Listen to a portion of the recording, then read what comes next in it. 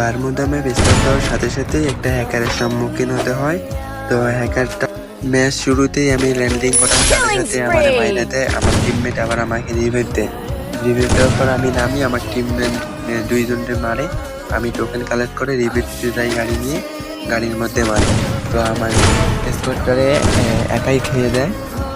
খাওয়ার পরে এখন দেখেন কেমনে হেডশট মারতেছে। তো এখানে কেমনে খেলবে, একাই এআই 40টার মতো কিল করছে,